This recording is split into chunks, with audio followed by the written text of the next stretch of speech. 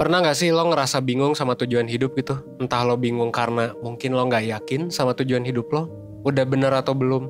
Atau justru lo mungkin bingung karena lo gak punya tujuan hidup gitu. Dan kalau misalnya udah kayak gini, ya rasanya ngejalanin hidup itu ya gitu-gitu aja gitu kan siklusnya. Dan mungkin gak jelas juga nantinya juga buat apa juga lo ngelakuin itu semua. Dan lo sendiri akhirnya bertanya-tanya gitu.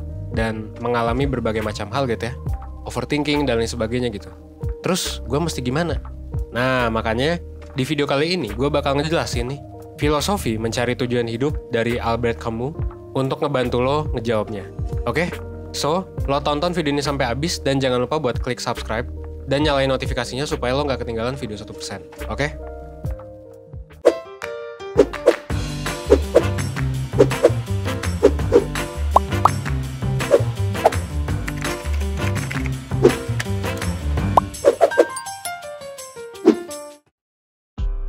Oke, so gue mau kenalin dulu nih lo ke Albert Camus.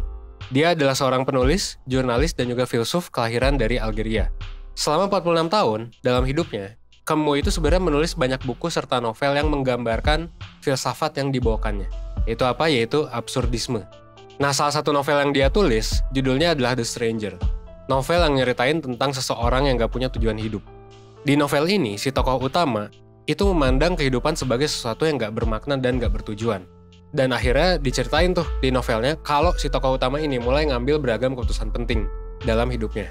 Mulai dari keputusannya buat nikah, sampai ngebunuh orang, tanpa alasan atau makna tertentu. Tapi meskipun kayak gitu, orang-orang di sekitar tokoh utama ini, si Mersault ini, tetap terus berusaha buat ngambil makna dari keputusan yang dia ambil.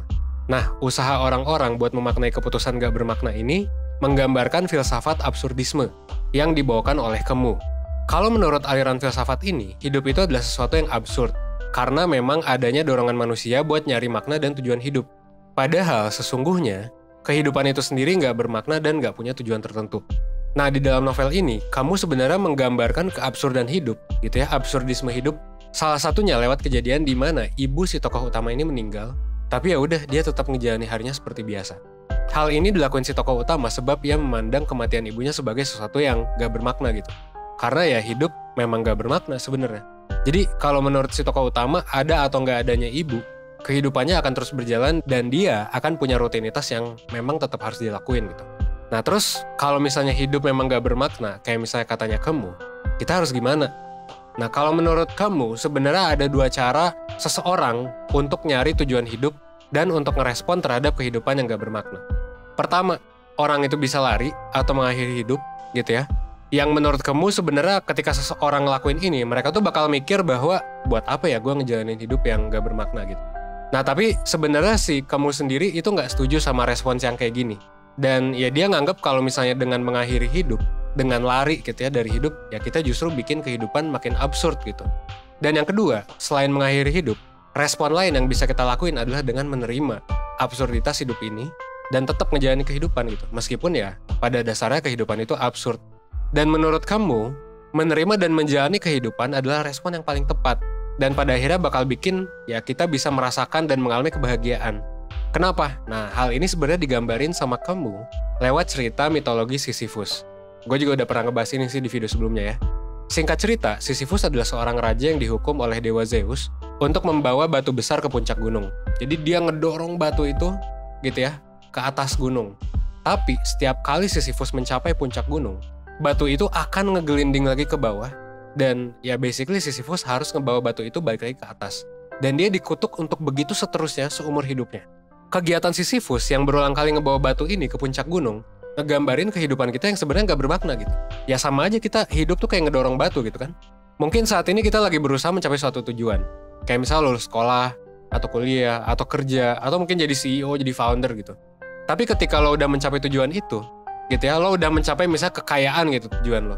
Ya hal itu bakal kehilangan makna karena ya bakal muncul tujuan baru lagi yang perlu kita dorong lagi dari bawah gunung untuk bisa mencapai puncak. Dan gitu aja seterusnya.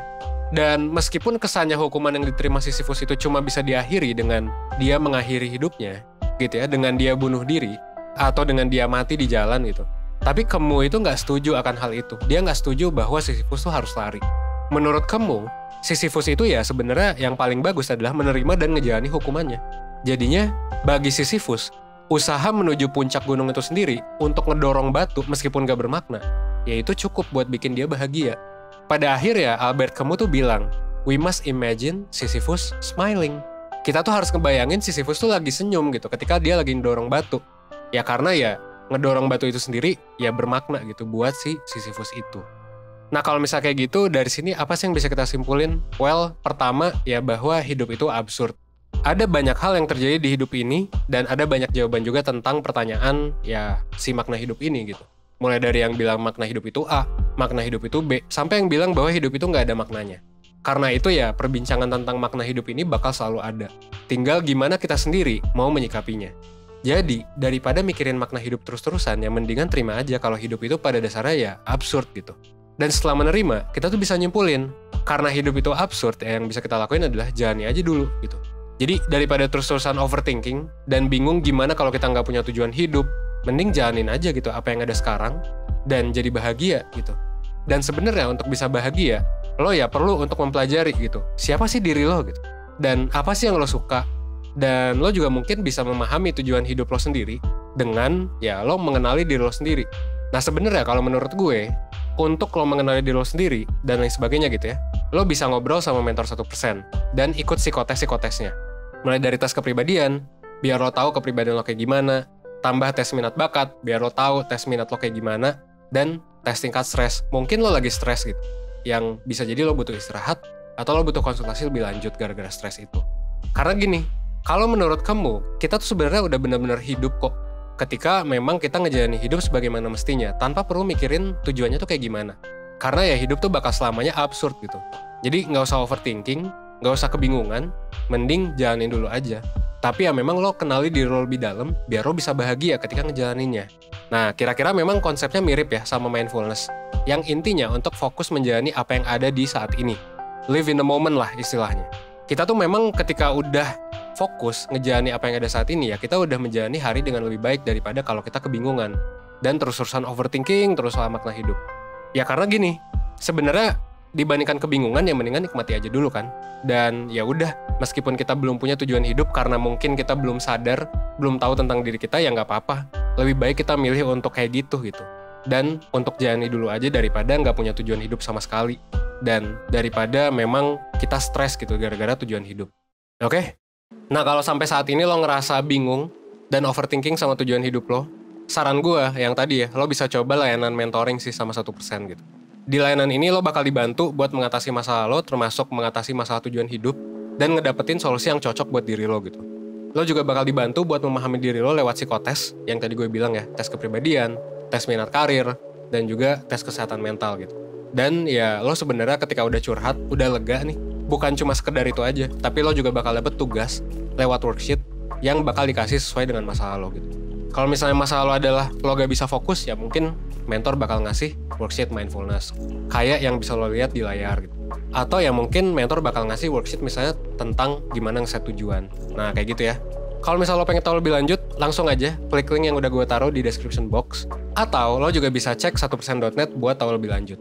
Nah, balik lagi ke tujuan hidup, intinya kalau menurut kamu, ya daripada bingung, mendingan lo belajar aja buat nerima kalau hidup itu memang absurd gitu. Dan jalani aja apa yang ada saat ini.